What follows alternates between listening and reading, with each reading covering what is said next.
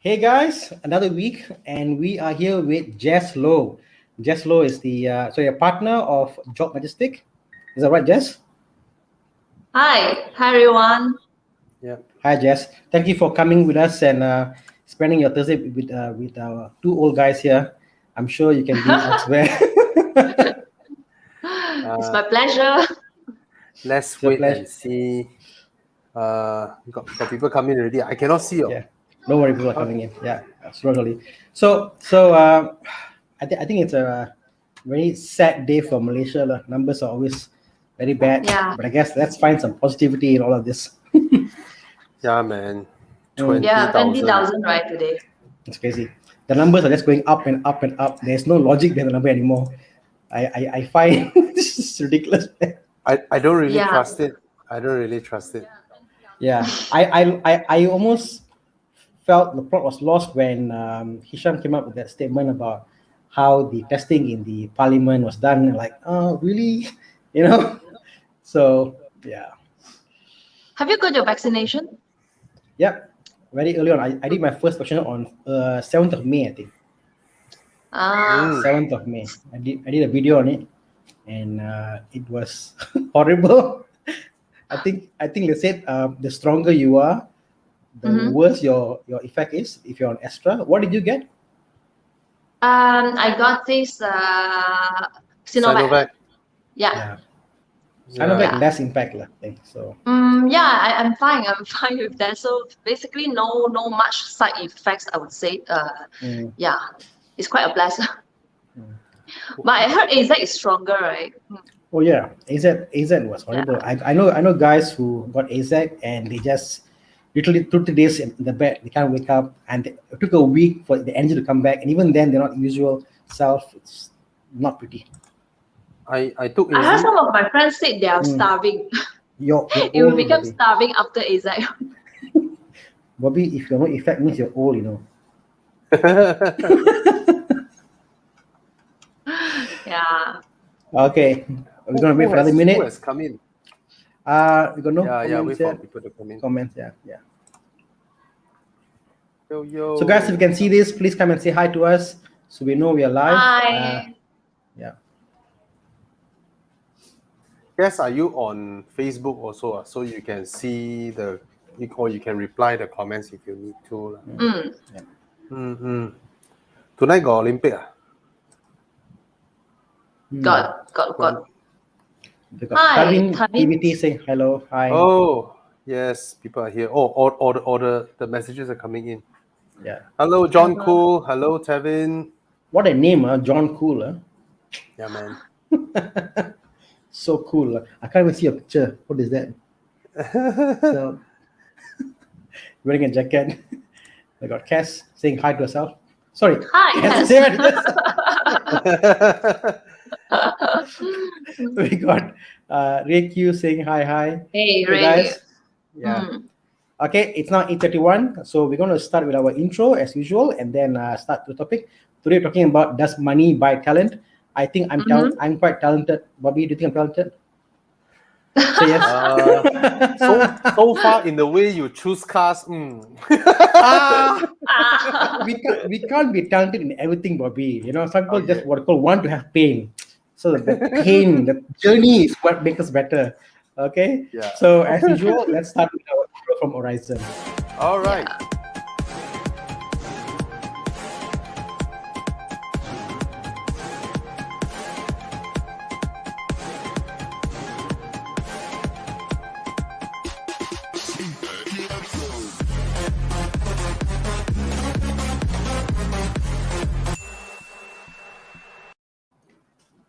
Hey guys, welcome to another week with Horizon, and today on Thursday we are doing a topic called "Does money buy talent?" Yeah. I don't know. I mean, we asked this question. Isn't that obvious? I think the question is yes. Of course you must have money lah. It's obvious lah. It's obvious you must pay for talent. You pay peanuts to get monkeys lah. That's obvious. But I guess in today's world, I think especially when we are in a pandemic situation, we are behind doors. We question about is money everything? and then people are thinking about how do I buy talent, and like, oh, you can't just go and buy talent, because myself, I've been headhunted, people are calling me, I'm like, 10%, not so not really. Right. So I think it happens to a lot of people. So I think the question of money is important, definitely. I think money is important, but at one point, the question fails. And I think Jess, if you don't know, Jess obviously is managing partner in Job Majestic. So guys, if you want to know about Jess, head over to our site. It's jobmajestic.com. And they do recruitment. So if you need a hiring requirements, please go and check out Jess. And she's been on both sides. So she's been on, I guess, from the point of view of the employee seeking employment. And now she's got her own company, finding people to match them with the right companies. Because it's not about getting a job, it's about matching the talent, right company. It's like a marriage almost, right? And I think it's the most hardest thing you can do. It's not easy Yes. It's not easy to just say, okay, I got this job lah. You wanna? You go like, That's not the case, right? So maybe we can start with how do you do it? How do you go about finding talents, and how do you go about matching them? Can I cut in first? You mean how I actually find my talents? Wait, Jess, cut in first. I just want to cut in for a while.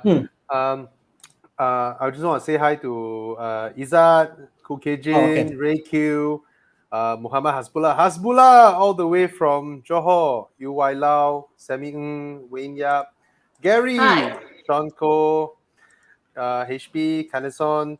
Okay, just a quick one. Jess runs Job Majestic, and she's also our partner for Horizon Talents Acquisition.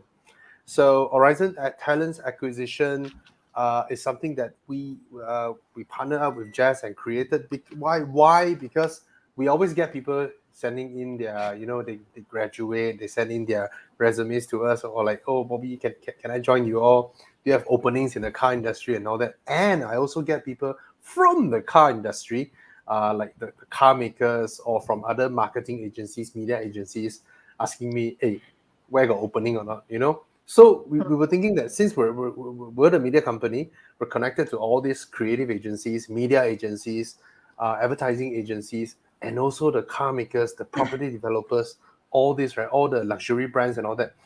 Why don't we do something that we can help them connect? So that's where Jess from Job Majestic comes in, become our partner for Horizon Talents Acquisition.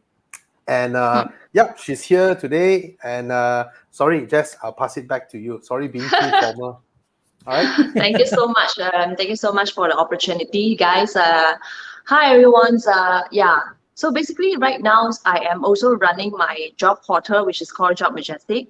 So this is actually an integration platform between the career medias and also a job site, something like JobStreet, but it is beyond a job site. We also do a lot of career-related videos for both employees and employers. So back to the questions of Thana, right? You asked like, how do we normally get our talents? I think this is also one of the most frequent questions that I always ask from people.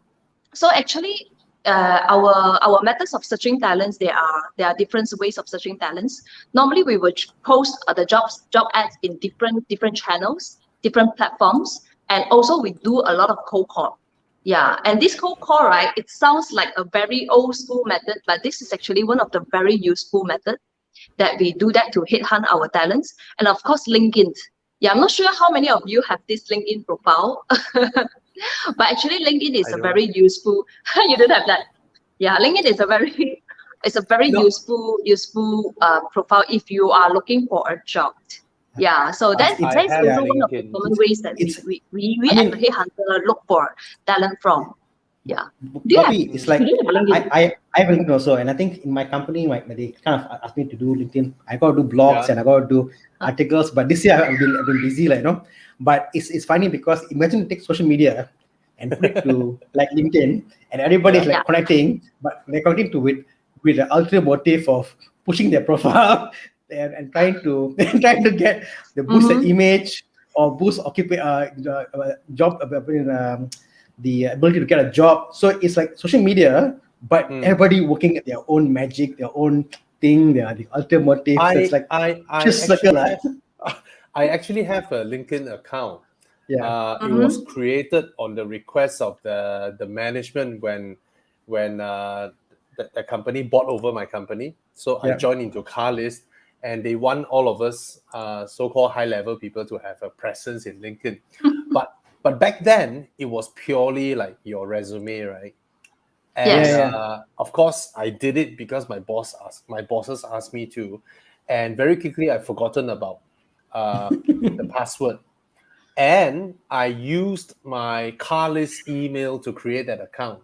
So if now I go, I can see Bobby Ang there, and if I say I forgot my password, they'll send the password thing to the email Carlist.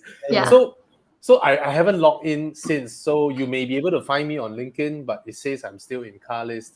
And I never realized LinkedIn has changed so much. Yeah. It has become almost like a social media, like Facebook, right? It's exactly Facebook. Yeah. Yes, so I'm not in there. I would say it depends on what kind of usage you want to use LinkedIn. For example, like me and you, right, Poppy? So we are more on business development side. LinkedIn is not very useful in terms of business development, but LinkedIn is very useful if somebody is looking for a job. Yeah. For example, like in my company, I because my role is more like business development, I don't really subscribe LinkedIn because I don't think that LinkedIn can help me much in terms of business development. But for my recruiters, yes. For my recruiters, definitely they need to subscribe certain functions of LinkedIn so that we can unlock more profiles. I have a friend. He is the CEO. Okay, his company does okay. His clients are the major banks, right, or the financial industry or telco and all that, and they are his clients because he helps them strengthen their IT system. Basically, he's a professional hacker. Their company are hired to attack the websites or the terminals or whatnot of these companies. So his company is very big, and he's the CEO, he's the founder, and the funny thing is, I always see him print screen his LinkedIn. Why? Because on LinkedIn you can see, right, the name, the CEO of what company, right? And yet those recruitment managers still email him or still message him and say that, oh, would you be interested in this position? So he will reply them, oh, does this job, because it's so obvious, right? His title is there, right? And they didn't even bother to go and search his company to see how big it is, and he's the CEO or founder or whatever. And he's always on newspaper and all that. He's like a famous executive. So he will print screen the conversation, which include his reply. He will always ask things like, oh, does the position offer perks like free booze, KTV session, and I want 3 company cars, one for weekend, one for what, all this nonsense. Then he will print screen and post on So I always see that. I think basically the recruiters did not do the homework well, and they do not know how to approach the prospect in a proper way. For example, nowadays I always approached by different companies, like especially MLM companies, insurance companies, property companies. They are all in LinkedIn right now. So I always got such inquiries like what you just said just now. So obviously they do not know how to approach the prospect in a proper way. Yeah, I can only say that. But overall, LinkedIn is quite a very useful tool for job seekers out there. If you are planning for a career switch, or if you're looking for a job, it is quite a useful tool.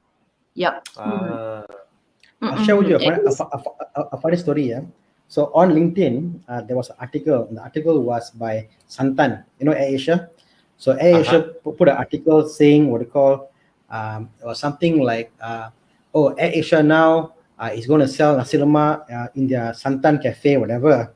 Then I said, then it was the top of the article, and then it says read more, and then click on read more, and the person posting was the I think the head of talent acquisition in AirAsia, and I went to LinkedIn and I replied. I said, I hope their nasi lemak gets better at ground zero.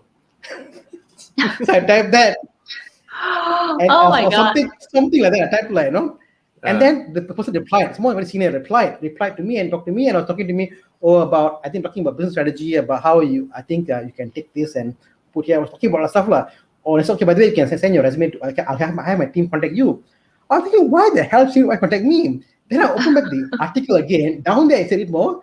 We are now expanding into our retail store, Santa Cafe. We're looking for a finance, whatever. Please send your resume. I was like, shit, I didn't actually apply.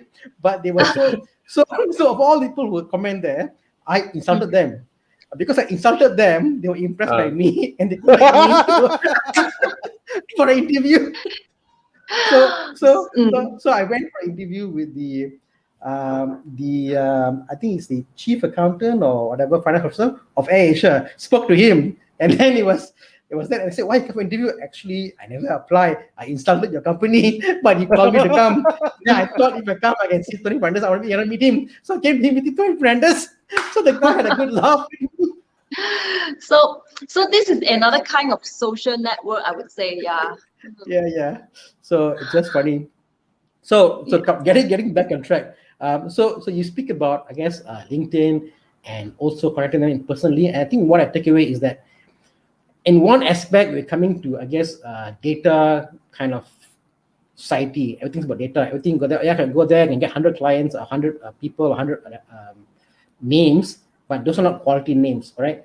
We need like bespoke names, bespoke them. You talk to them and engage them and see what do they want, and also talk to the client and what they want. And that's why I think people say cold calling are really now we live of an age of internet, but this is a job. This is not like buying Kropola, you know. So that you need that engagement, talk to them, and I think the cold calling is actually a very important skill, you know, because you engage them and to see what is their direction in life, and you kind of tweak to that, you know. But don't you have people coming and say, no, I want to be a CEO in 5 years, and they're like 25 years old.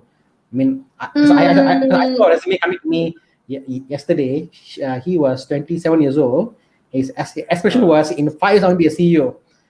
It only takes seriously. I have this. Okay, I shouldn't say this. Should I say this? Yeah, great. But okay. Basically, some guy. Should I say this? Okay, someone I know lah. Basically, and he partnered with his friends back then, and he would say, "I want to be in this position," you know. Then I was like, "Bro, you partner with your friend, right? And you guys started the small business yourself, right?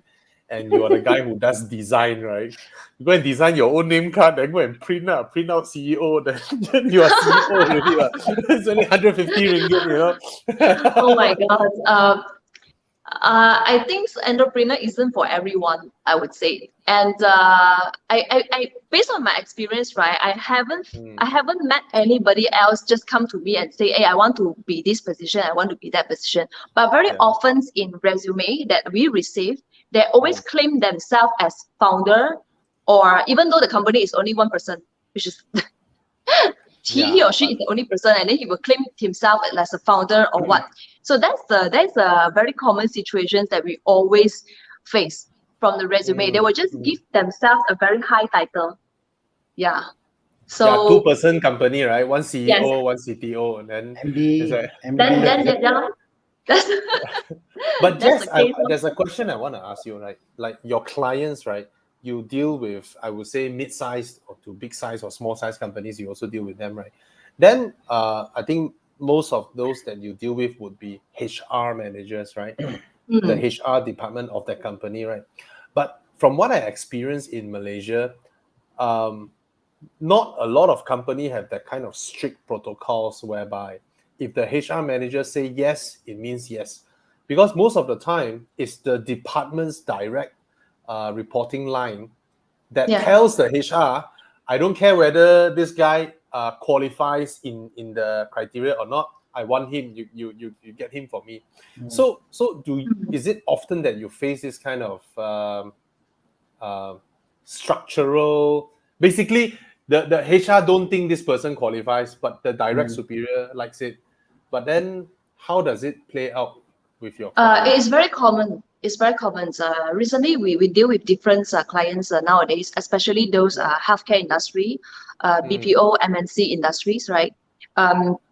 Very often, the HR has to listen to the head of department, as what you said just now, because the person that they are going to hire is going to report to them.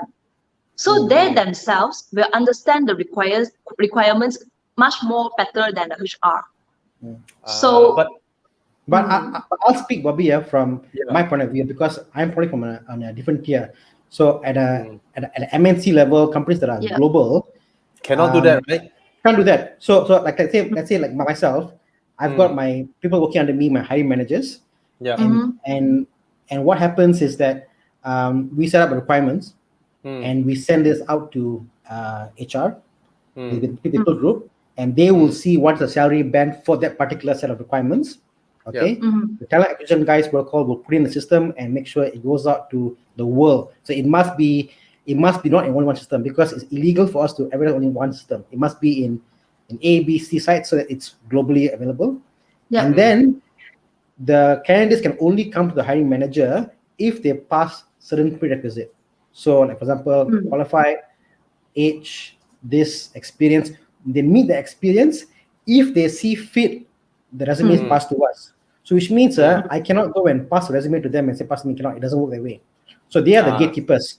So the HR will kind of convert like what we need, and they will to people like Jess, for example. Jess is a company. They talk to like Jess and other companies, and they will convert that into this kind of requirements, and they are the true gatekeeper.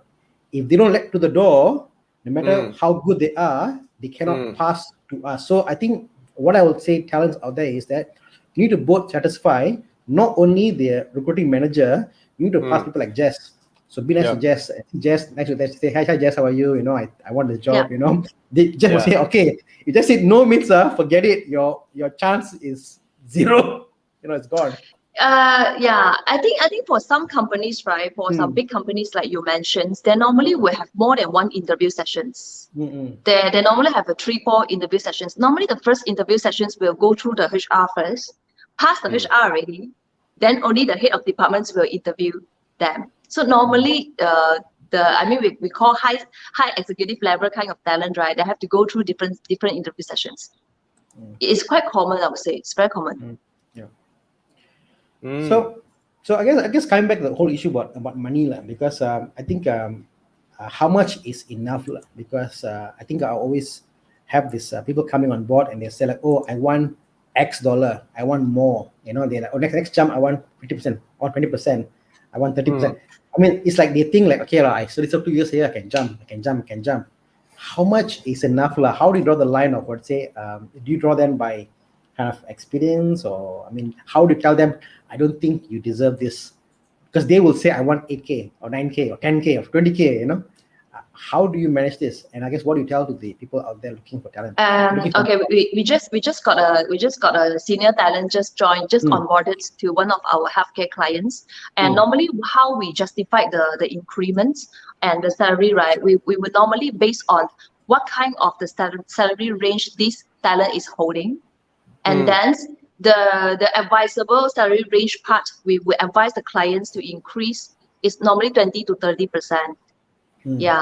If let's say the talent is asking more than 30% of the increment of the salary that he is currently holding, perhaps the clients might think that this person is too focused on money.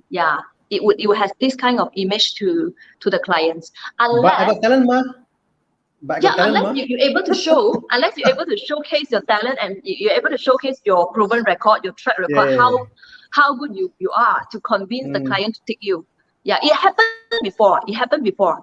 But I would say, based on my experience, it's very rare case. Because I think every one of us, right, especially like Bobby also, you wouldn't like somebody that asks for a big difference price range than what he previously holding. I'm not sure how about you, but for me, it's like I'm an idiot lah. Like if I'm a HR manager, the company sure lose money on. I'm like, okay, true. Two scenarios that are true. One is currently taking he or she lah. Okay, I don't want to mention they're currently taking 3K. And then I asked them and then they're interested to join me. And then I was like, so what is your expected? And then they're like, 3.6, 3.8. Then I was like, no lah, 4.5. I'll give you 4.5. And then another one also more epic one. This one is currently taking 1,008. And then when I asked him to join me, he's asking 2.5. Then I give him 4. So sometimes I pay based on whether I think it's whether I want that person or not lah, right? If and the scenario that I find difficult sometimes is I don't have someone to filter for me. So it's like, I like this person, but this person doesn't fit my company, but he want to join me, I squeeze something for him lah, But so I don't think my company is in the size whereby I can have like a professional HR person to handle all this. But I think this is what small SME companies would face, right? And I think you simply just offer people on your own feelings, right? Okay, I think you're worth this price. Okay, I'm going to offer you this price. Is that your way? I think in a way, I always tell people, for even a small company, right? Okay, at different stages, when the manpower isn't when it's not like too many people in the company, when it's like still a small number, a handful, right? Actually, for a company, paying 1K more is only 35 ringgit per day. In a way lah, right? Extra 35 ringgit per day. But it makes a huge difference for that person when it comes to their month-end take-home, right? And the one thing I do not want is, I do not want people who work with me have to worry about their income. At the end of the day, how much effort they can put into the company if they're worrying for livelihood. It's a true example. When I was 26, 27 years old, right? I worked in this company, which is a big company, very big company. My annual sales target is 5.5 million, right? But I'm being paid 2005 and then 2007. No. I got promoted, then less than 3K.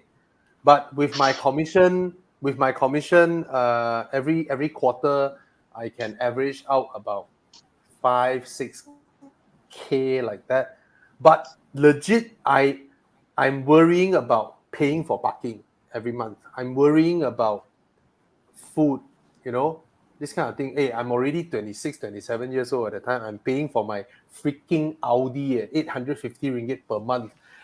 Barbie, right? And I can't even afford the parking in the building where I work. I have to park at the roadside. Filio there, I have to park at the roadside. Kena saman, throw the saman away, and all this nonsense.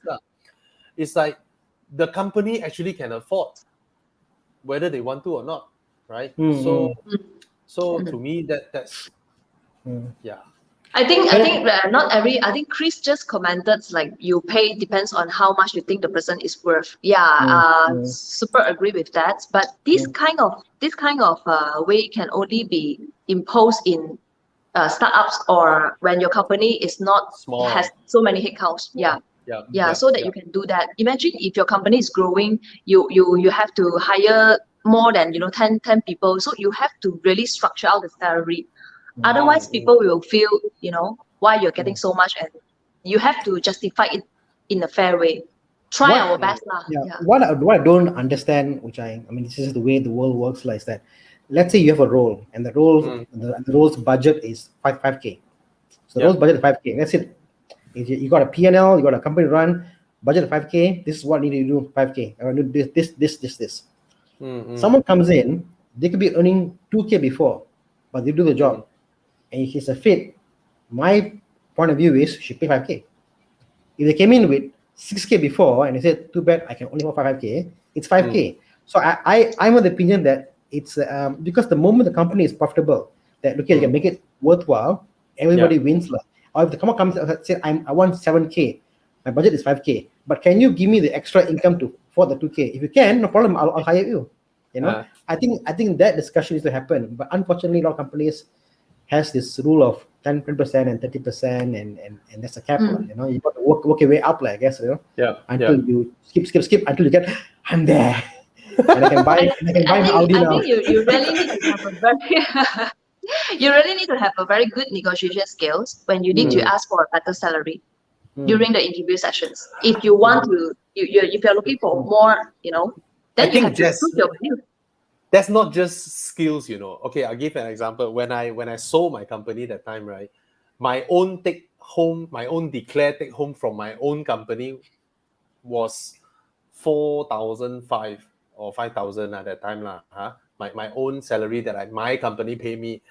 So when I sold my company, right, they're like, so the company that bought my company have to hire me, right? So I was like, they were like, put in the salary that you request. I was like, oh shit, how do I do this? So I was like, try my luck 12. So I put 12 thinking that they might nego to 10 right? Chinaman sorry So I put 12. Then immediately they're like, oh, okay, approve. I was like, oh, okay, wow. No. I was like, wow, nice. I get 12. Okay. Wow. So happy. Wow, lunchtime go and drink cordon bleu and all this nonsense. Wow. I really feel like, it's like 3 times, right? 3 times. Because that time, right, I'm only paying 2 things, My house is 950 ringgit per month.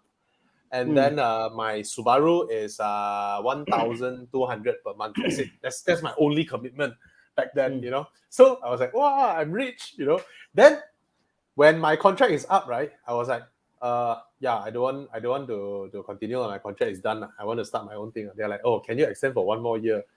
Then I was like, oh, then you nego. Then something like, oh, then you pay me higher . Then they're like, oh, okay, actually your pay grade, we give you 17. I was like, huh? That's within my position. My position in the company, right? I can go up to 17. Like, fuck. So I have idea. I have no idea the range I can nego.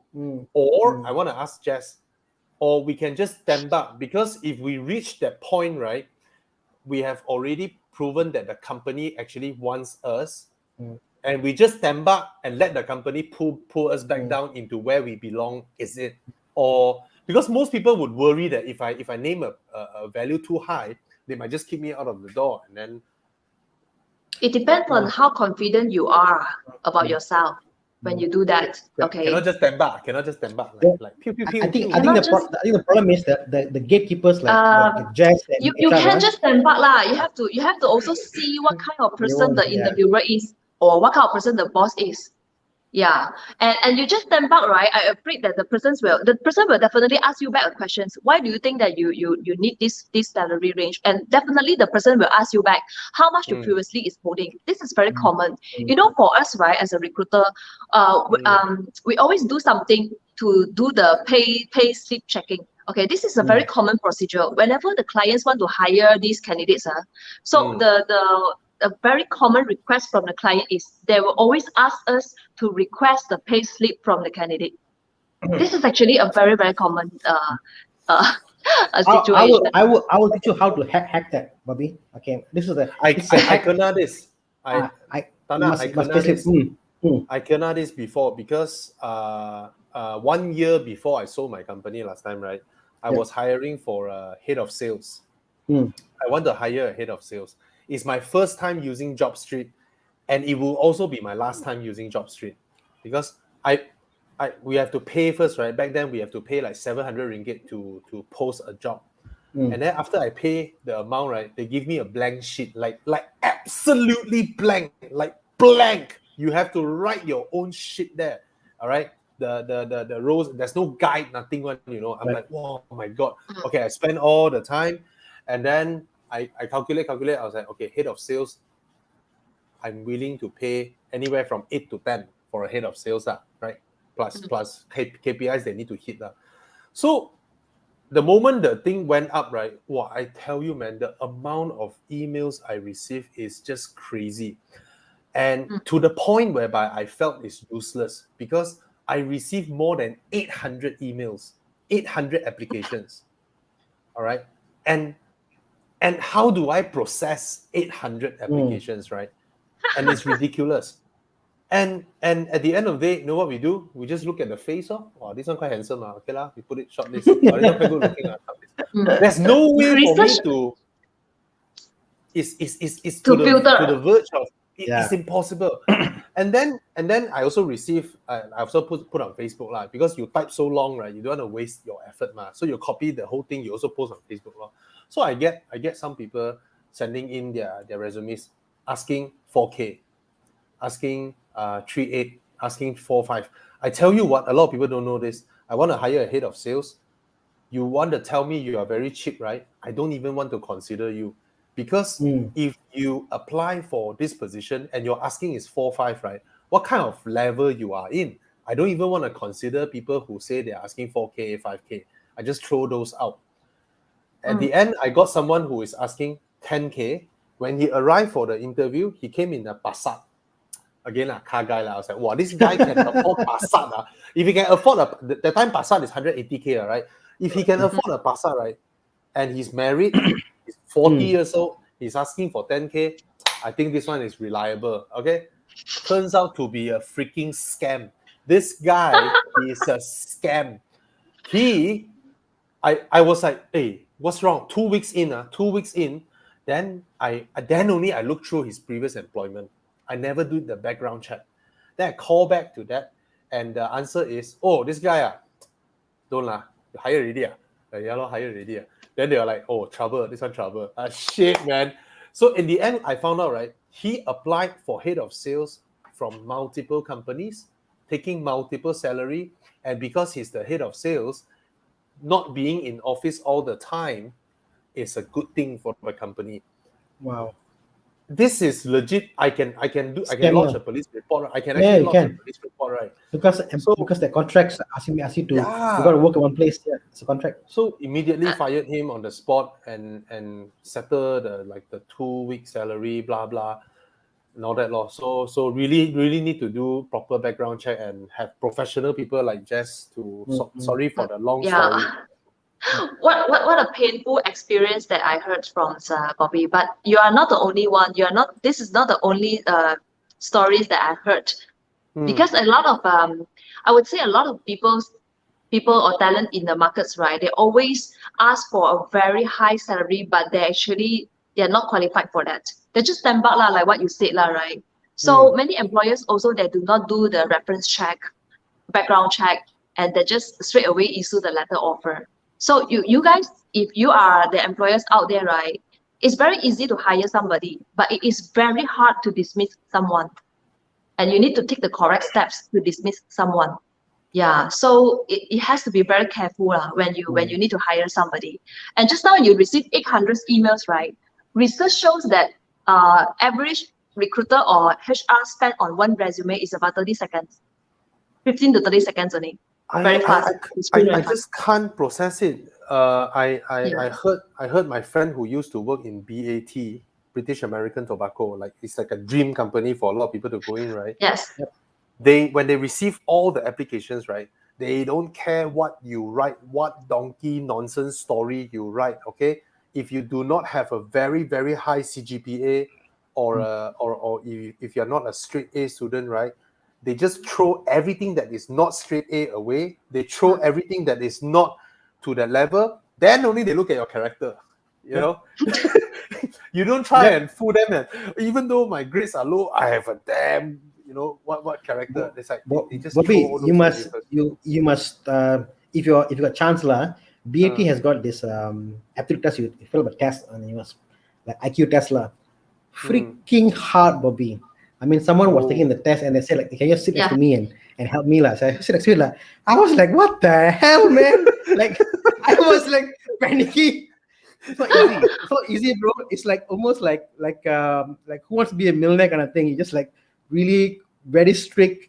You pass first the qualification, then there's all this funny IQ Tesla, aptitude Tesla. You know, it's crazy. It's crazy. Hey, not just that, bro. Scania, this Swedish company, Scania, not only they have all these kind of tests, right? They have another. Is that one is bordering AI. All right. That one is a very accurate test to look at your personality. What test is that? I have no idea, but they have this internal system that analyzes a person's personality. Yeah, it's like a personality Tesla.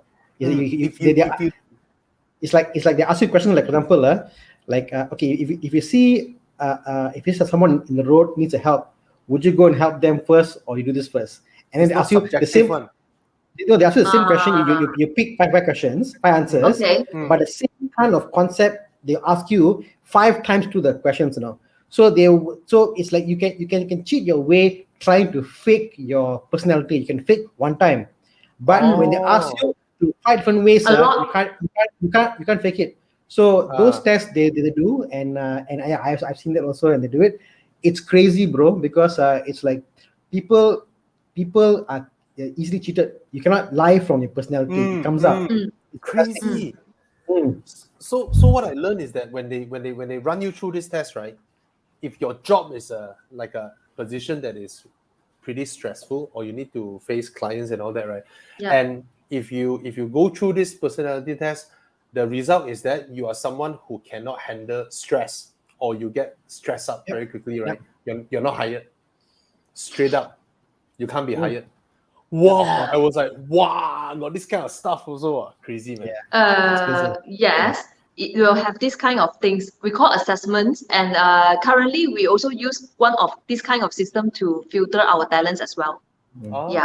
So we will have different kind of tests to test the candidates. For example, we have to see what is the requirements of our clients. If let's say our clients want somebody that is very good in figures, so we will have such assessment tests we call computational tests to test whether this person is good at figures or not. So if let's say you're looking for sales related role, and then we would we'll also test whether your personality is, whether you are those very hungry kind of persons, hungry for sales kind of persons or not. So we will also have this kind of assessment to filter our talents first. So once they go through, then only we will call up and then interviews. So basically, as a recruiter, right, we have to really do different processes to filter one candidate before we present to our client. Because we're going to take some questions now. Before that, we're going to go to a quick commercial break. Obviously, as you know, this is from Horizon, and today's commercial, we're going to show about the extended warranty program, and so here it is. But I also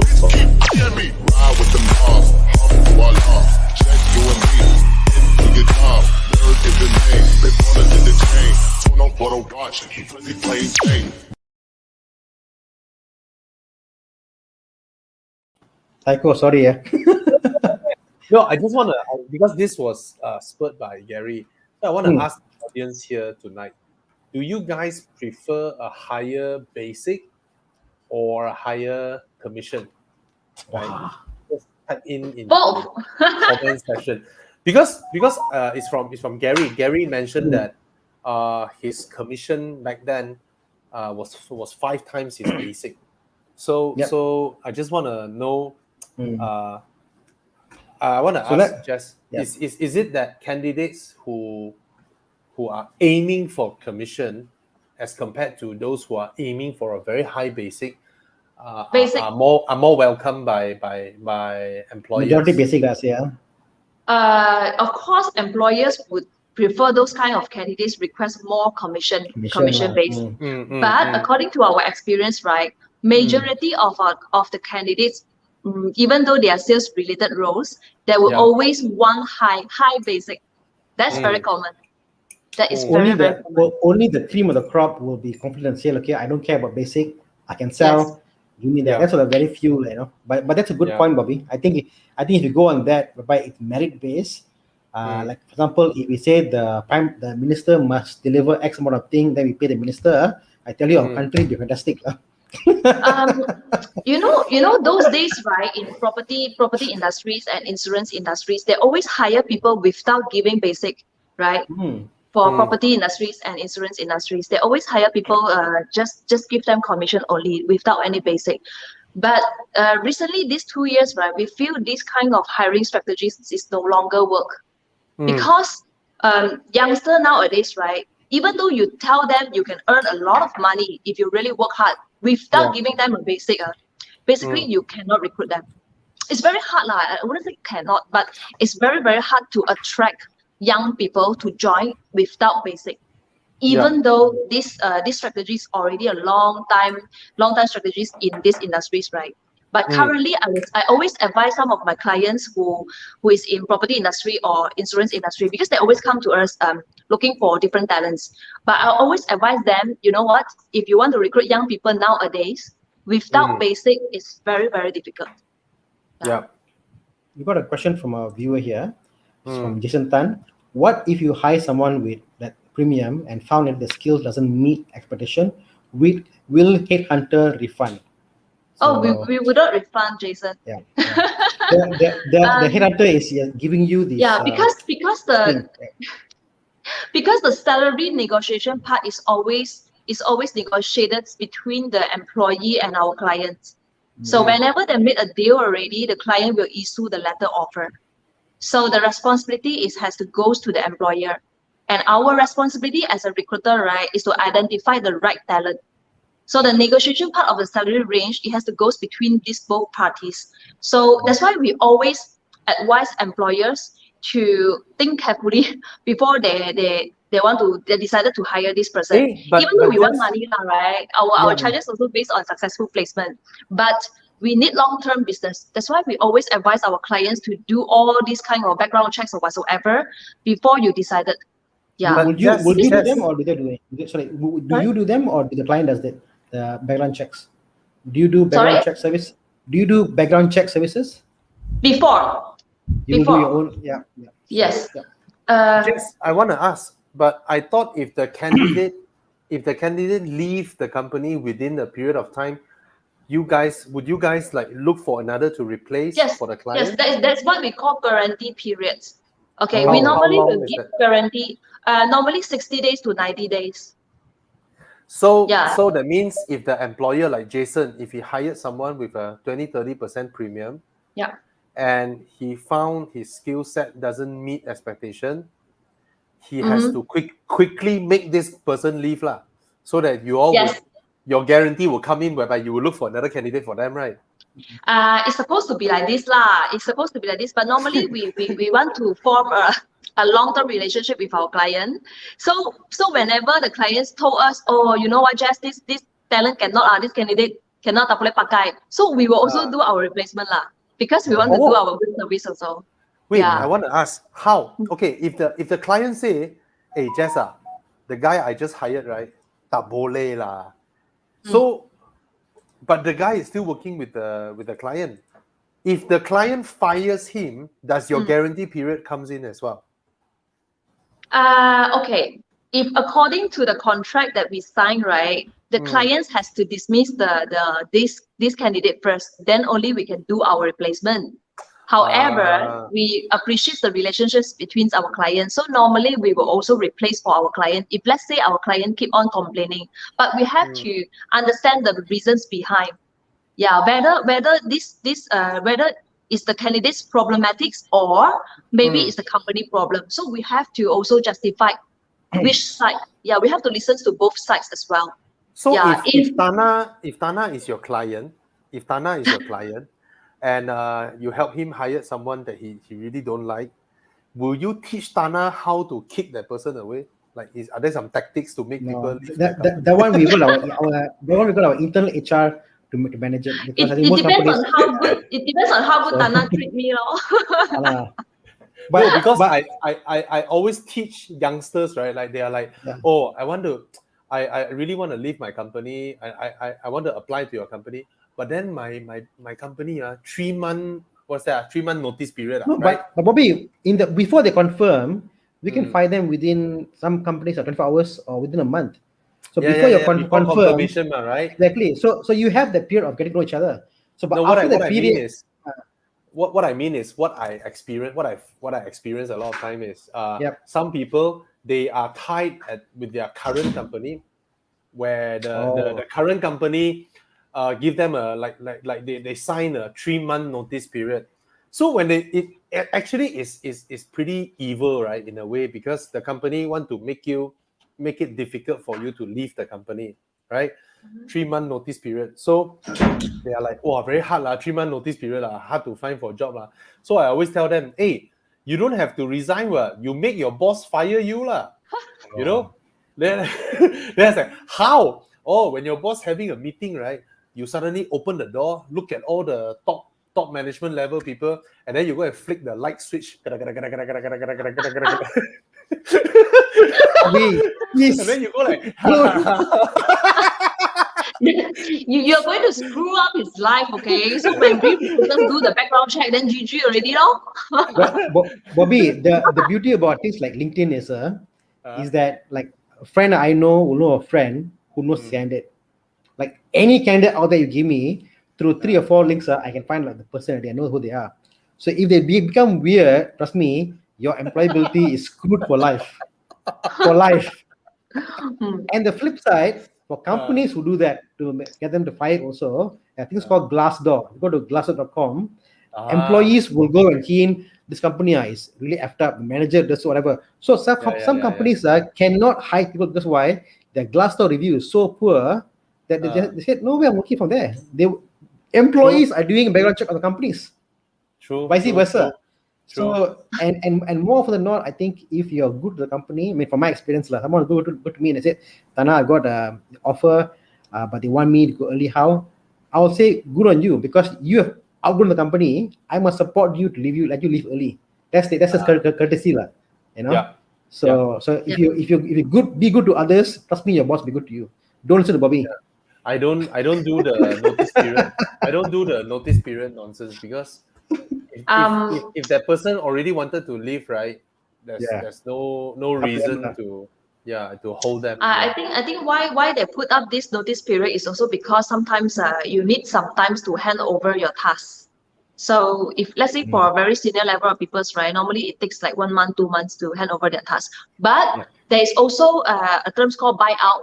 If, let's say, our clients desperately want this talent to join immediately, they will just buy out the notice period.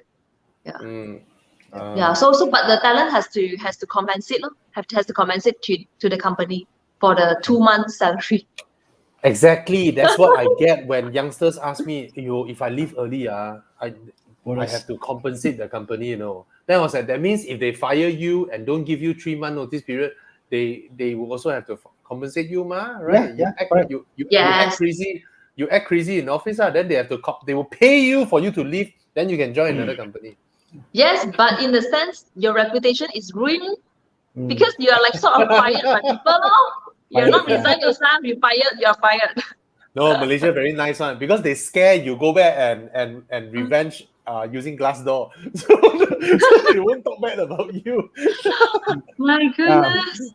Okay, we got Jared O saying I'm going to send a CV to Bobby. So Jared O send a CV to Bobby. But more importantly, send to Jess. I hate hiring guys. Oh. Oh no. No, seriously, I really felt in the, maybe for younger generation, women outperform men. Seriously, I really see that happening. The newer generation. I always try to find candidates which has got a reason to fight. I think if someone is very, very privileged, they have no reason to fight or fire. I am bit this thing like, my team is majority all females also. Because I also believe that I think generally females have got fire. Guys, I hired some, but they are got to be someone who's like, for example, there is no one will give them a chance and they want to prove it. They want to prove something. Fine, I'll hire you because you are the left field, you know. So we've got a comment from Hafiz Firuz. Crispy, most companies underpay their team with ridiculous load. Yeah, I think it's like, if I can give you more work, give you more work. But I think the flip side is you've got to be the employee to say, give me more work. Boss, I will get you this income. You got to think about the company. Or start thinking about what is coming to me, and versus not what the boss will get. But if you think like a boss, to say, okay, how come I get my boss more money? Trust me, the boss will reward you also, you know. So think both ways. Yeah, I think just now somebody say want to hand you CV, right? Yeah, because I just want to mention here, guys. Yeah, Gerard. I actually received a lot of CVs after the videos that Poppy interviewed me that time, right? I actually received a lot of CVs. Many people wanted to join Horizons, but they just put in a CV, right? They just write, "Hey Jess, I want to join Horizon. Attached here is my CV." That's it.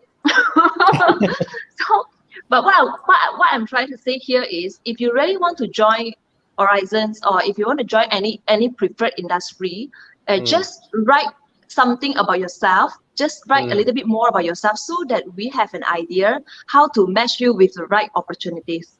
That's a very important thing. Just don't throw me CV and expect me to hook you up with the right opportunities. I can't do that. Yeah.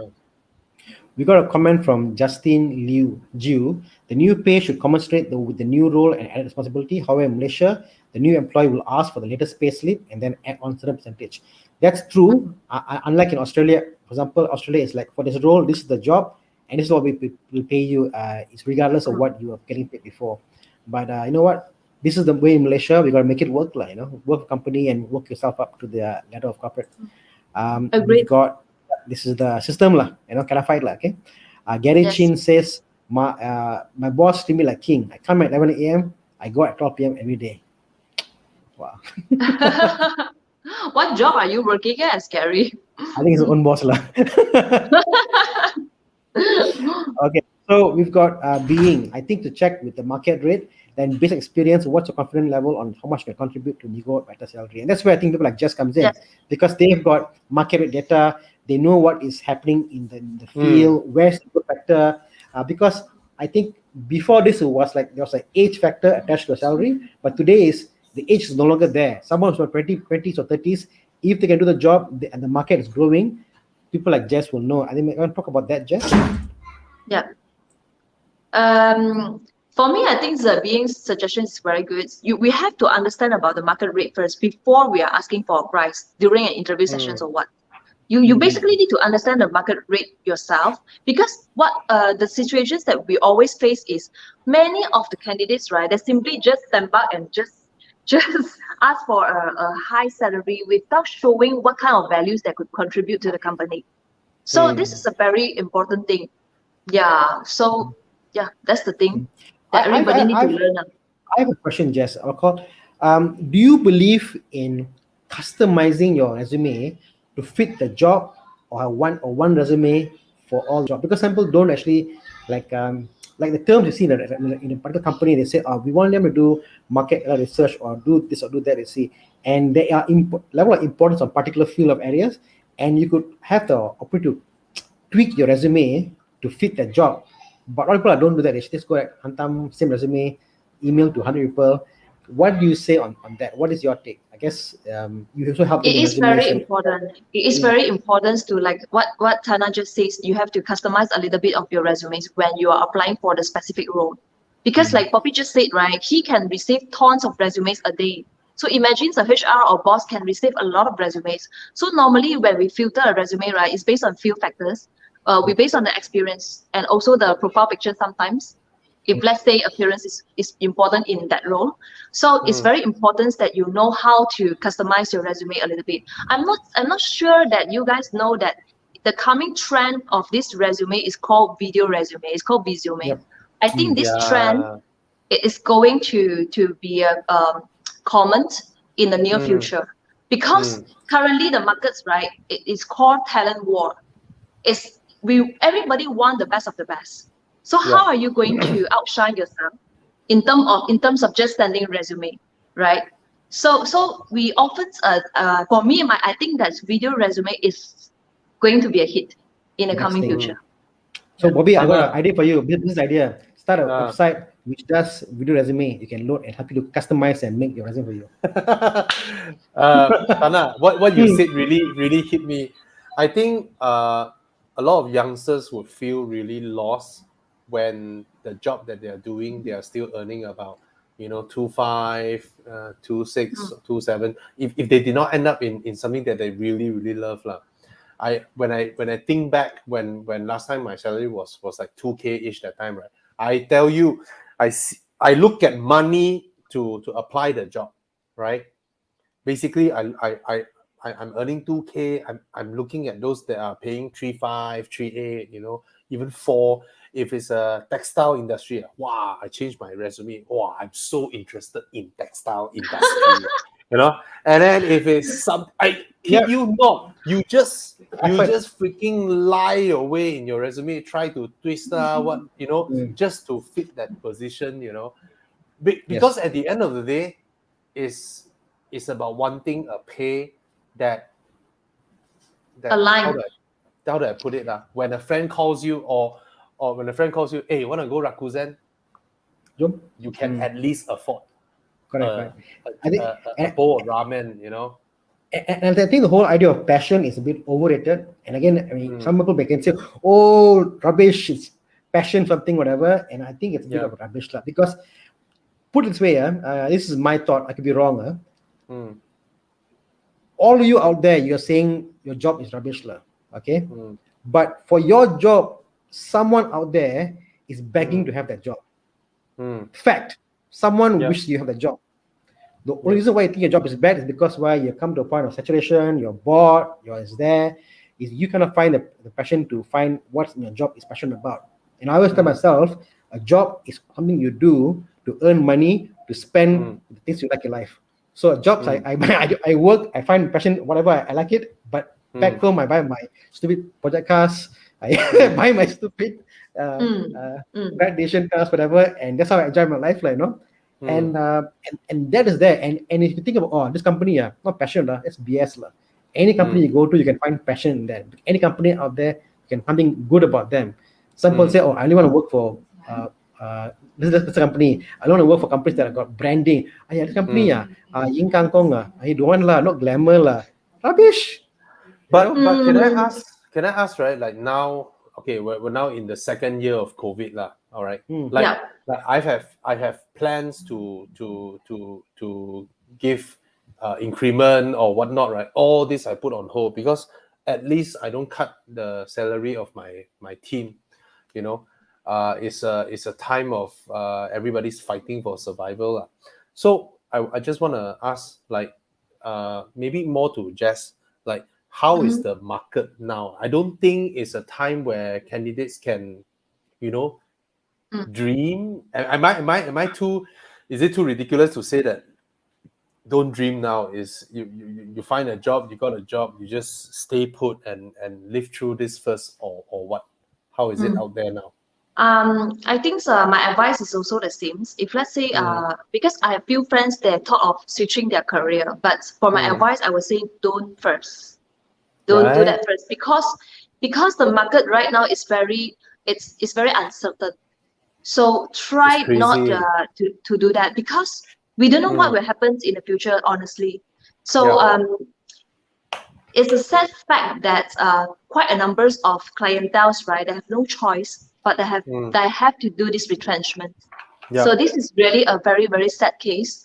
So I would say if you guys is planning to switch your career or what's right, just tahan a while first unless you really have a very good, excellent offer on hand. Then perhaps you can just go ahead. Yeah. I heard a lot of youngsters who graduated around this period of time, they just couldn't get a job. Is it true? Yes. I would say yes. Because okay, put it this way, I have a client, right? Last month, this client is doing this branding agency, it's an advertising agency. So they are looking for few positions like copywriters, content writers, digital marketing, graphic designers, and so on. So before this client engaged my service, so this client actually posted a lot of job ads in different channels, LinkedIn, blah blah. But she still cannot get the right talent. That's why she engaged my service, right? So she complained. She said, Jess, I thought the jobless rate nowadays is very high, but how come I still cannot get a talent? So that's why then I answered her back. I said, look, these are the positions we call hot cakes in the market. There are many industries are looking for such positions, and we are facing a talent war. Okay, so it's like the supply cannot meet the demand. So many clients, they're looking for such positions, but how many good talents out there? I would say for the jobless fresh grads, right? Majority of these jobless fresh grads, to be very honest, I think they might have attitude problem, or they might not possess the right skill sets so that they couldn't get an offer. If you are really good, and I can't see any reasons that you can't get the right job. So you need to think a way to outshine yourself in order to get the right job. I would say, I would say that, yeah. I come across a lot of fresh graduates, Bobby, which are, as just said, like, probably with attitude, because they find a sense of entitlement. Like, I deserve such much, this is what I should get, this is what I should be. Oh, how much can you pay me? What are your benefits? And I think normally for interviews, we got this unspoken rule: we don't talk money. We come there, we talk and discuss like friends and see what is that about, how you doing, what you're doing. It's like a marriage, you know. We talk to each other and we kind of get to each other. But some kind of come in there, okay, what can you pay? What can you do? So there is a problem with attitude with that generation, and they want to have a job which has got a branding to it. They want to be in X company or Y company. If not, I don't want to work. I can't go out there and say I'm working in this company. I can't be doing this job. So that is a issue, because if you think about it, as you say, like, you know, if the whole branding, the title thing, it's a branding thing. Chief Transformation Officer, CCTO, for example, it's a branding thing. But if you're confident in what you do and you're proud of what you do, you know what? You know, like for example, people think Bobby is great, but it's not. It also can be shitty also. Weekends we work, night you work, correct? Bobby call you at night, pick up the phone. It's not at all glamorous, you know. Anywhere you go to, there are the problems attached to it, you know, and it's just the market, like young. And there's also another thing. Can I ask Jess, right? In current market like this, right? Okay, I've told some candidates before. I said, do you understand? I do not have the budget of 2,500 or 3,000 to hire a fresh grad, but I'm ready to pay 5,000, 6,000 for a sales manager. Serious. I've told many who applied this way, is that we are in a situation where everyone is fighting for survival now, right? I don't have the extra resources to bring in a fresh grad and train you and nurture you, because if you pay your university to teach you things that are this level, why am I paying you to teach you things of this level at this point of time, right? Yeah. So it's also something that is difficult. Like I saw Tiban Naidu just ask a question. It's like, what are your thoughts on internship people in this pandemic situation? Because existing employee also no job. Well, I am an example, right? I absorb my interns even though I have no budget and no opening. And it's not easy for us. It's really not easy for us, because we have to find things for them to do and teach them to do it, and knowing that it is not a position that can generate return for the company for a foreseeable time. And because of the pandemic, all of us are at home, all of us working remotely, right? The learning curve, normally when you hire someone, you can have a learning curve like that, right? And then this person can be functioning in the third or fourth month, right? Now the whole learning curve is like this one. The growth is like damn slow, and you're paying 5 months, 6 months, 7 months for a very slow curve of learning path, and it's stressful for a company owner. It's actually stressful. But actually, internship programs is also very common. It's also quite a lot. I would say internship opportunities are quite a lot also in the market. Yeah, it depends on what kind of companies. Normally, companies like big companies, right? They would still offer internship opportunities.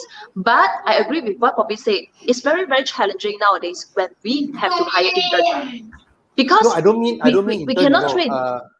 Jess, is my intern who was my intern, and then they finished their studies and they're looking for jobs, and I absorb them as full-time employees, you know. Yes. And it's knowingly that I do not have the position, and I have to create something for them to do, and then train them at the same time while we're here firefighting for in COVID times, So it's not so easy. It's not that easy. you think that you are an intern for the company will automatically absorb you. It's not like that, because at this current time, most people would have gotten a pay cut, 40%, 45% pay cut, 30% pay cut. So Yep. yeah. Yeah, and it is also very challenging to hire interns nowadays, because interns normally we have to train them, right? And nowadays we cannot go to office, so the interns cannot feel the culture of the company, and it's extremely hard for us. Even though for my company also, it's very, very challenging for us to train up new interns. So yeah, I agree what you say is true. Unless the intern is really, really good and very outstanding, then I think I have to find a way to absorb this intern lah. Otherwise, I agree what you say. We got a question here from B Yang for you, Jess.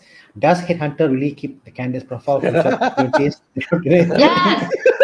Yes, we do that. You are their butter. You want your data. Trust me. Yeah, we have our own database. We also have systems we call applicant tracking systems, where we store our profiles. And currently, my company has about 10,000 of profiles that we store in our system.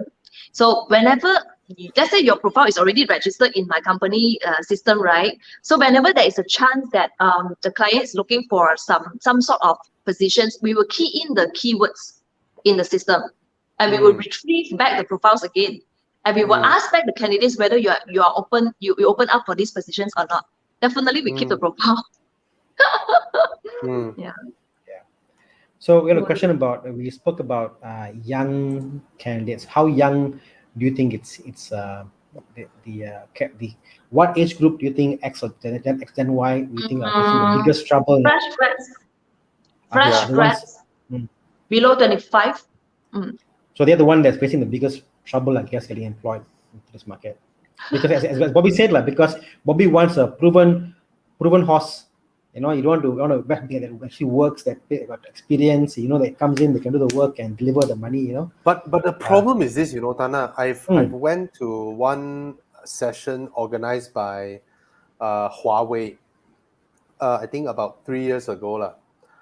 And I'm the oldest man there. I'm like the oldest fart there.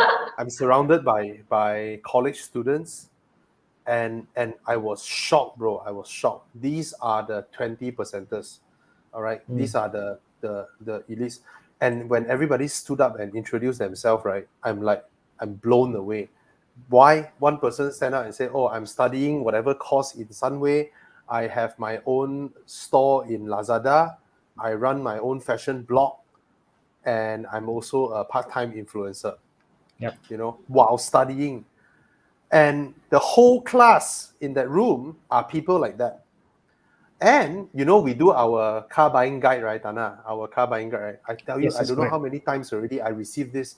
Bobby, I'm 21 years old. I'm still studying.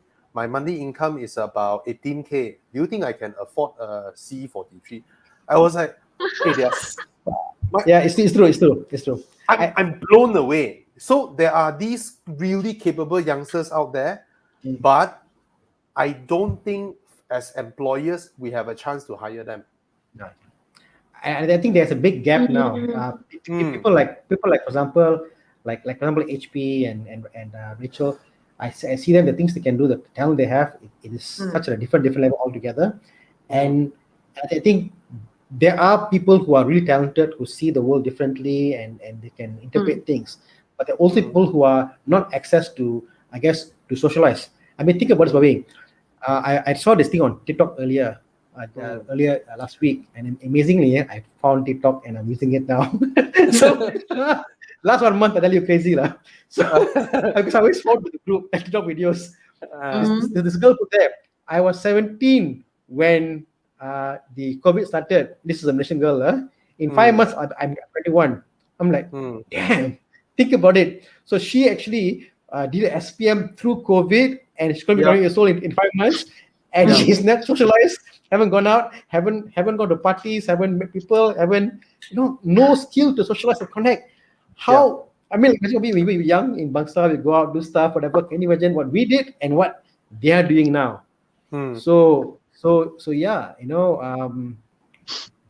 mind blown. Mind blown. Crazy.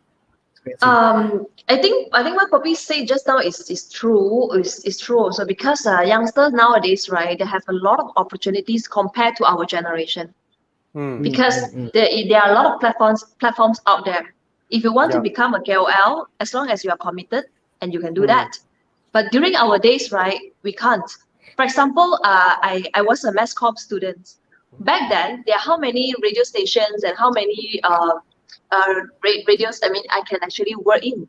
But today's, right, with so many platforms there, everybody can have their own channel. So that is also one of the reasons why the youngsters nowadays could be so capable. Yeah, because they can easily access different informations. But it could be very extreme though. When you see the youngsters are good, they could be really, really good.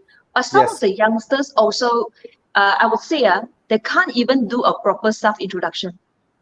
Would you be surprised? And there are a lot of them. Imagine every day we have to call out about 30 to 50 resumes per day. I would say 60% of the candidates that we face, fresh grads, they are not very good in English. They can't do a proper self-introductions. There are also a lot of them are like that. We got a question from Dr. Hasbullah here, our prof here. So prof obviously teaches in university and saying, what can youngsters do during PKP to enhance the chance of securing jobs? And I guess, what do you think are the key skills you spoke about? What are the key skills that they should kind of build up during this PKP period?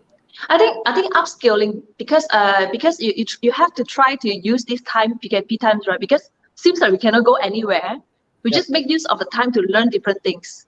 To upskill yourself, and also use social network platforms to connect with different people. So what are the biggest skill? I mean, would you think that? I would say, if I was to give an idea to people out there who are young, I'll say, go out there and open a YouTube channel, because you learn how to speak, learn how to communicate, get your thoughts in order, how to do talk video, for example. That is your social aspect to kind of get things organized, but do something like what Jess said is during. if during my college times, right? If we have YouTube, right, I would have learned a lot more than what my stupid lecturers taught. Sorry, Muhammad Hasbullah. I know Hasbullah is a lecturer, but you are a qualified one, okay? No joke, because that era, right, 1999, year 2000, right, I took business IT. And I tell you, my first class, I still remember this, my first class, the bugger walked in. Okay, this is your notes today.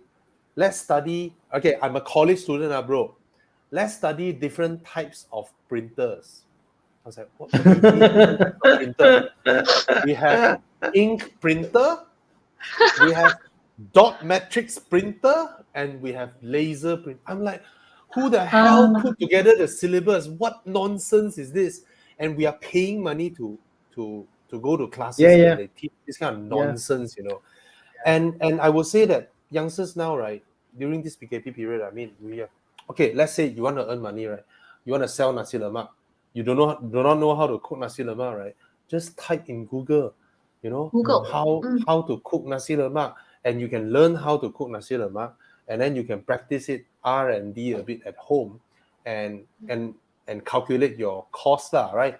And then you open a Facebook, open an IG, just put up your nice pictures and all that, and you can start selling already. There are so many tools to make people to allow people to earn money, but a lot of people are not doing it, and I do not know why, actually, to be honest. I always say Google and YouTube is the best teacher. You can learn a lot. And it's the process of learning. You see, it doesn't matter if you don't make money, but the process of you learning will help you to organize your thoughts and how to come up with a proposal, how to sell yourself. Selling is a very key thing. If you look at this series, for example, we do every Thursday. The topic that we do here is more about self-improvement. And the idea is because what you're saying, like people who are coming to us for young guys, whatever, you need to kind of upskill yourself. And that's why we have like Jess, for example, here to get you guys employed, go out there, do something small, Last week we spoke with Dylan about, 3D printing, learning about, coding and all that stuff. Go Also out there, a learn. hacker. Do you know if you go to Harvard University, they offer a free online computer science program. Free. I'm not kidding you. Can go out there. There are so many courses now, certifications which are free, offered by universities, and you go out there and they'll give you a certificate. And it's there. And if I was an employer out there, you came with me certificate, I can do this. I'll employ you versus the person who comes to me with a degree. It's more of a skill set market now versus what you finish your degree in XYZ. Like it's like how we met Rachel, Thana. It's like how we met Rachel. Correct. Rachel straight up walk up to me and Fan and say that, do you have 5 minutes? Because she's our the ambassador girl for our car insurance launch, right? And then she was like, do you have 5 minutes? Me and Fan is like, oh, okay. She opened up her laptop and said, this is my website. I built it myself. I learned it myself. This is my video. I learned how to do the video editing, everything myself. And I want to join your company. Wow. Yeah. Wow. I tell you, we are like, yes, we're blown away. I actually told Poppy and Cass, I said, if you don't hire this girl, I'm going to hire. I said that. I said, amazing. This girl is a rare gem. I said, initiativeness. There are not many people out there will take their initiative to, like what Rachel did. No, to just be very, very passive. Rachel is legend. Yeah. So yeah, it's I think the question was, we began with, does money buy talent? And the question is, does the talent deserve the money? It's also a valid question to ask. And what can you do to deserve that money? It's interesting. It's interesting. I think does money buy talents for employer wise, right? Definitely you can't. But whether you can retain the talent or not is another story. Yeah. Because it's like a money game, right? I think you pay, keep going up. It's like a money warfare thing. There's no end to it. Yeah. The problem with Malaysia that I see, right, is that the employment market, the price that they can offer to hire great talents, right, it is not able to keep up with the amount of channels available out there for these talents to earn their side income. These really smart talents, right? They have all these opportunities, all these methods to earn side income that are way higher than what the Malaysian market has for companies to pay them. I'll give an example. When I was in Shanghai back in 2006, a similar position, they are paying about 6,000-7,000 renminbi. Now, China, for this kind of position, they are paying 50,000, 60,000 renminbi. So they can absorb the kind of really good talents to contribute. Whereas Malaysia, we don't have that kind of market vibrancy to allow companies having such big market and profits to pay this kind of salary. I just had this joke with my friend. My friend works in a media agency. All right.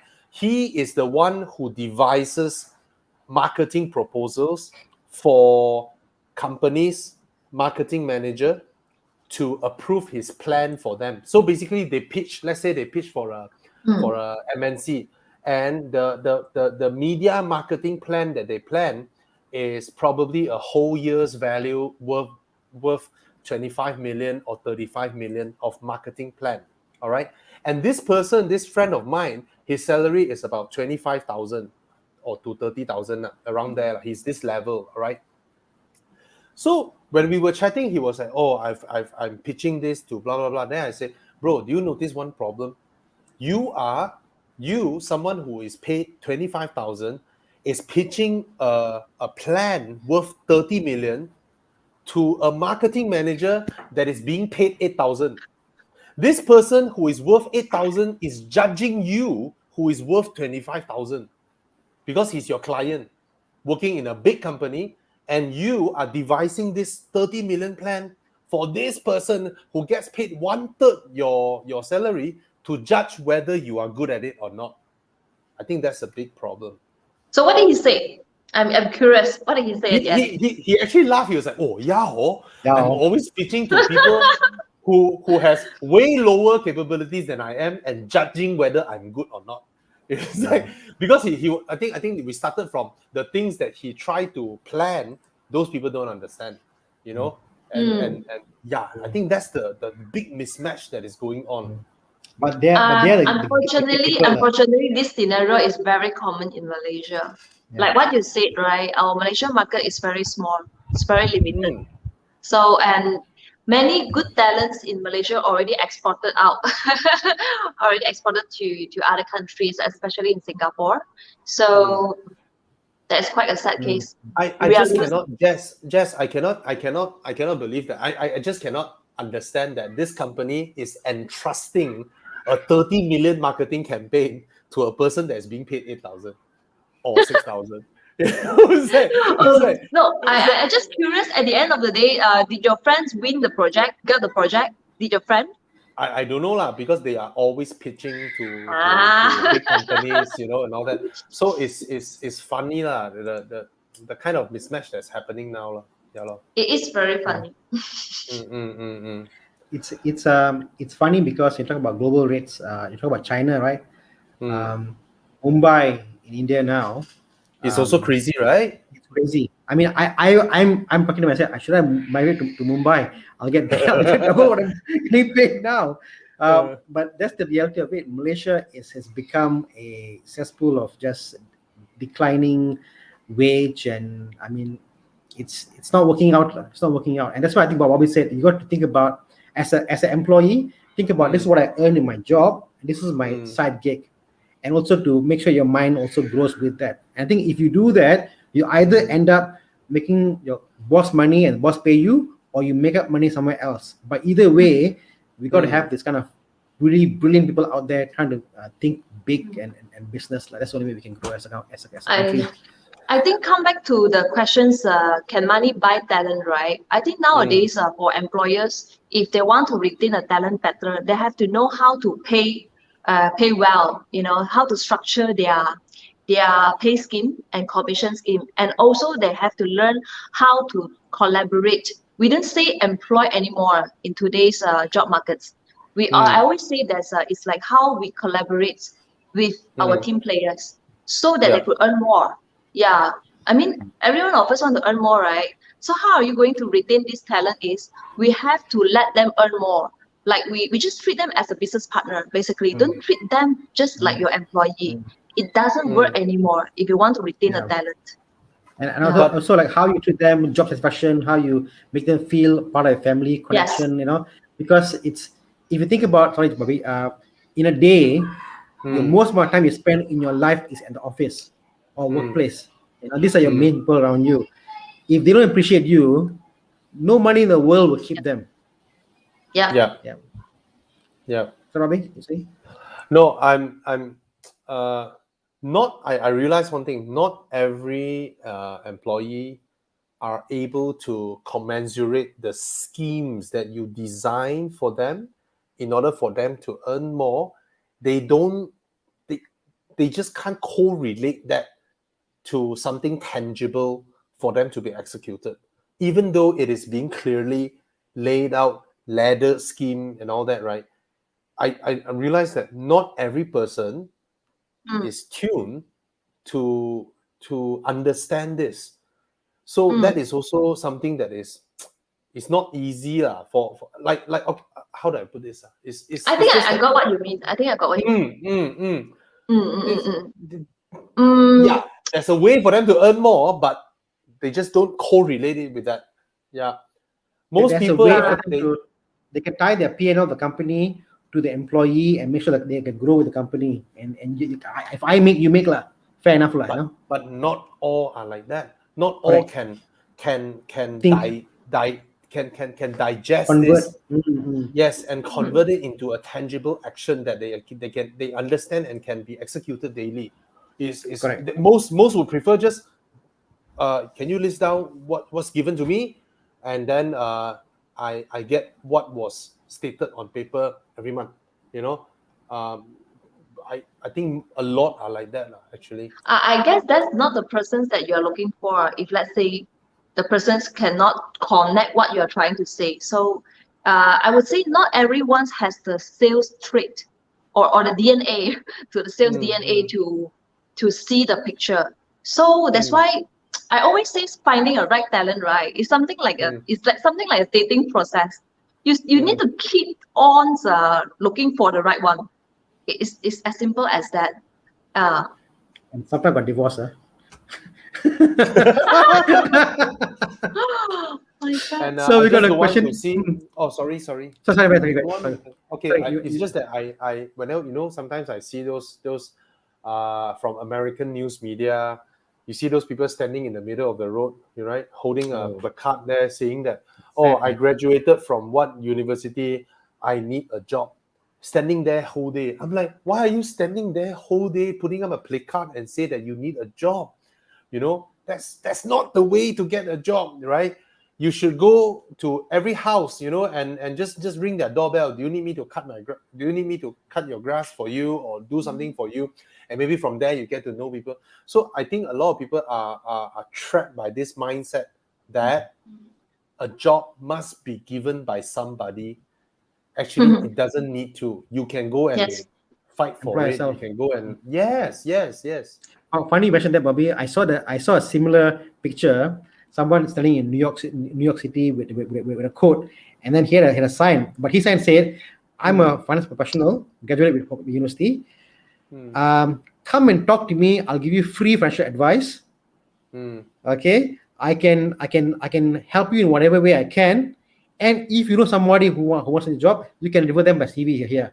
So he's there just to give his thing to the world, So he's like really smart. He reverse the thing and like, I don't care. Come talk to me, whatever it is, But he's looking for a job.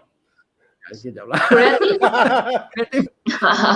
going to come in here from Navin. Hey, you know what? We're now 1 hour, half an hour. We're kind of over our time limit, but it's good.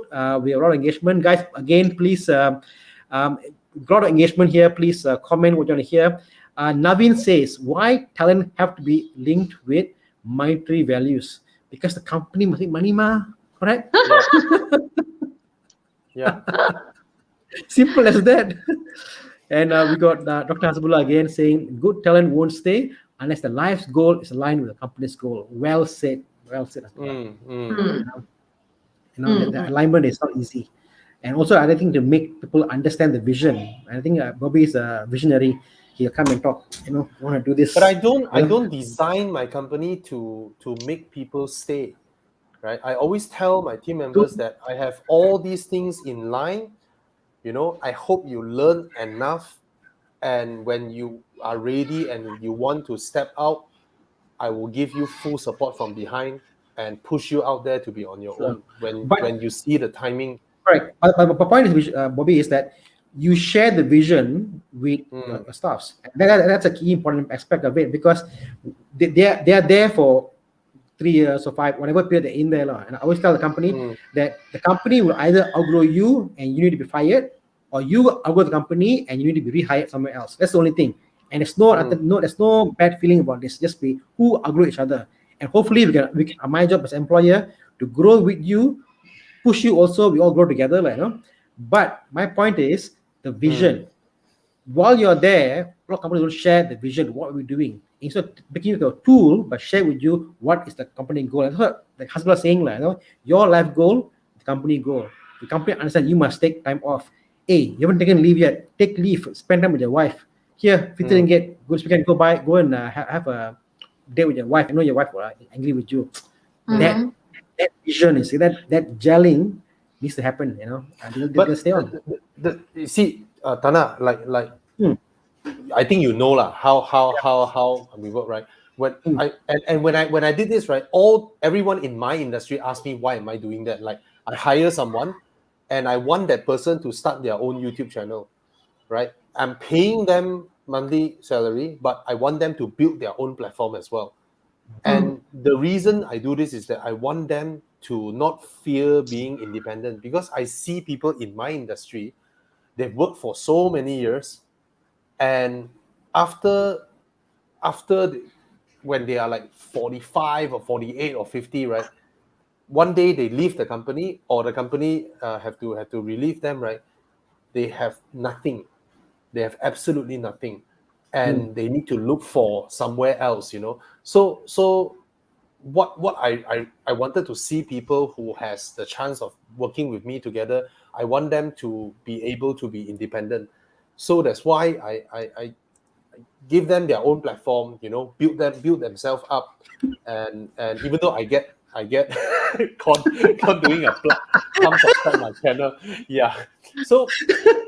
So I get asked, that time it's like, Bobby, why are you doing this? You're paying them, they should be doing it, but I think that's a very important thing. At least that's what my vision is for my team. Yeah. And for people out there, the people out there who don't get paid, like I'm just doing because Bobby is my friend and I do videos so I think people also like people also go towards you. You're like a gravitational pull. People go towards you and pull towards you. So I think my point is it's more than money. Money is one aspect, but the other aspect I'm saying is that when your vision is there, people like myself, whatever, will come to you and say, no money, because we want to be with you, we want to grow with you, we share a vision with you. And that is, I think we'll come back to the employee-employee relationship. When the vision is there, you are a force of nature, there's a generational pool, the employee want to be there with you and grow with you, and they're invested to see the company grow. And that investment is lacking, I think, in unfortunately some candidates. Yeah. Sorry, Jess, you were saying something? But yeah. No, I think talking about Poppy just mentioned that he let his own team members to develop their own YouTube channel, right? So I would say that he is a very kind-hearted kind of employers. But I would also say that this is a wise approach to do so, because you are actually making your team members appreciate you even more. As long as an employers, right, they have resources to provide guidance, to provide support, to provide, right, basically your team members will just stay with you, and that's very important. I guess one of the reasons why your team members love you so much is because you are a very resourceful person, and you have a lot of things for them to learn from, and you give them a lot of support, and that's Jess, why I they tell stay you, with you. Yeah. Every staff also lie to their boss. Boss, I love you.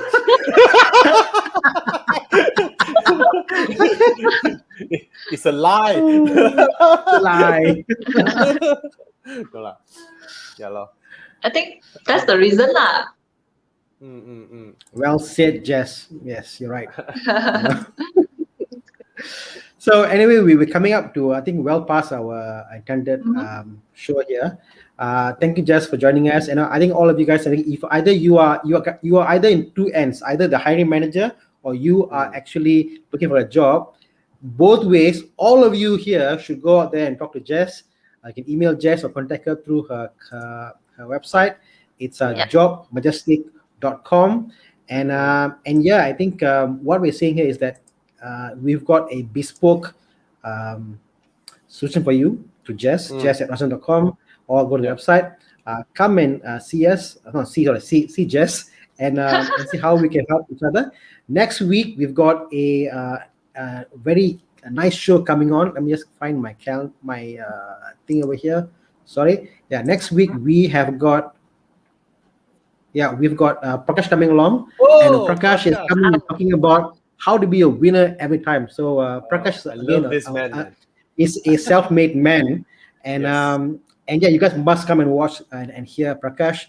The whole idea of this channel, of this platform we're doing now, is to inspire people, to tell you how you can be better than who you are. And Prakash is a person. Must talk to him. You must listen. I'm sure you'll be inspired. Can't wait. Bobby is joining us also next week. It's going to be a fun one. Jess, any last words? Sorry, Bobby. I have some. Sorry, Jess, a quick one before you. Back to what Thana is saying. tomorrow. Oh yeah, at, sorry, yeah. Top Gear with Thomas. We have a special guest all the way from Europe. So please join us. We're very happy he's willing to come up and play with us and talk cars, and someone important.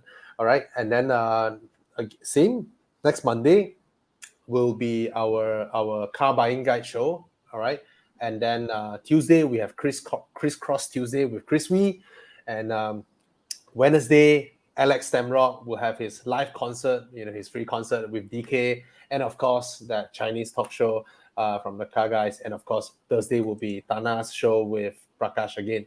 All right, sorry Jess, quick one. Yeah, it's okay. Yeah. What about you? What do you have coming up? Let people know. Yeah, before we end. Okay. I think this is a very pleasant sessions that I could share a little bit more about my as a recruiter, some of the insights with you all. And currently, actually, Job Majestic also launching and campaigns that we are trying to help those jobless people. Or if you have friends or currently you're looking for a job, right? You can actually go visit our Facebook page and PM us, and we'll try our best to connect you with some potential employers. Yeah. Thank you. So see you guys. Thank you. Don't say, I never help. We help so much, so many things happening for you. You guys stuck at home. Free this year, I wanted to launch the Evo Club Pit Crew, but we will launch it. We will launch it. It's a upgraded version of Evo Club Car Wash, basically. Evo Club Car Wash will be a component of Evo Club Pit Crew. So these are all the things we wanted to do, but then we're stuck, and yep. All right. Just wait lah. Just wait for the right timing. All right. Okay, guys. I have nothing more. Thank you so much for joining us. Thank you, guys. Bye. Bye. Bye.